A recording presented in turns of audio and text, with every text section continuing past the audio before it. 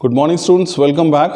हमारी इस श्रृंखला में जिसमें हम 10वीं कक्षा का विज्ञान का पाठ अनुवांशिकी एवं जैव विकास पढ़ रहे हैं, इसी कड़ी में आज हम एक बहुत ही महत्वपूर्ण प्रश्नों पर चर्चा करेंगे।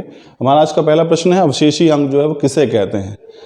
अब देखिए, अवशेषी अंग की अगर हम बात करें स्टूडेंट्स, तो हमारे मनुष्य, अगर हमारे जो बहुत सारे जीव हैं, अगर मनुष्य की बात करें, हम उनकी बात करते हैं, तो उनके अंदर बहुत सारे अंग ऐसे हैं जो उनके शरीर में व्याप्त तो हैं, मौजूद तो हैं, लेकिन उनका कोई भी कार्य नहीं होता हमारे शरीर के अंदर।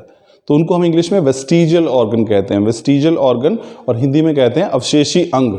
यानी ये वो अंग हैं जो हमारे अंदर वो सक्रिय नहीं है, या फिर अगर वो मौजूद भी है तो उनका कोई कार्य नहीं है। तो ऐसे अंग जो किसी भी जीव के शरीर में उपस्थित हों लेकिन कोई भी क्रिया ना करते हों, वो यानी कि कोई भी उनका कार्य शरीर के अंदर ना हो, तो ऐसे अंग कहलाएंगे अवशेषी अंग।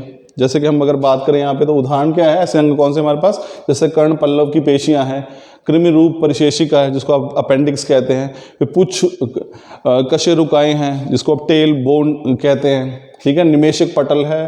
तो ये सभी उदाहरण हैं। इसे मैं अपेंडिक्स के उदाहरण से देता हूँ स्टूडेंट्स, इसको हम समझते हैं अवशेषी अंग क्या होते हैं। तो अपेंडिक्स एक परिशेषिका जिसे आप कहते हैं, वो एक ऐसी संरचना है जो मनुष्य के पाचन तंत्र में, आहार नाल में, जहाँ पे छोटी नाल और बड़ी नाल आपस में मिलते हैं, छोटी आंत और बड़ी आंत जहाँ मिलती है आपस में, वहाँ पर एक संरचना पाई जाती है, इसको हम परिशेषिका या फिर अपेंडिक्स कहते हैं। तो हमारे पाचन में या शरीर में इसका कोई रोल नहीं है, ये वहाँ पे लेकिन मौजूद ज़रूर है। उल्टा कई बार हमारे लिए परेशानी का कारण बन जाती है, क्योंकि इसमें कई बार जीवाणुओं का संक्रमण हो जाता है, जिसकी वजह से मनुष्य को जो है परेशानी होती है और इसे सर्जिकली जो है रिमूव, ऑपरेशन के द्वारा इसे वहाँ से हटाना पड़ता है, जिसे हम कहते हैं कि अपेंडिक्स का ऑपरेशन कराया। तो अपेंडिक्स की बात करें, उसे आप परिशेषिका कहते हैं, वो एक अवशेषी अंग है मनुष्य के अंदर। यानी ऐसे अंग जो शरीर में मौजूद तो हैं लेकिन उनका कोई भी कार्य नहीं होता शरीर के अंदर। चलिए अगला प्रश्न देखते हैं, समरूप अंग किसे कहते हैं। समरूप अंग कौन से हैं? वे अंग जो जिनकी कार्य में समानता होती है लेकिन उत्पत्ति और मूल संरचना में अंतर होता है।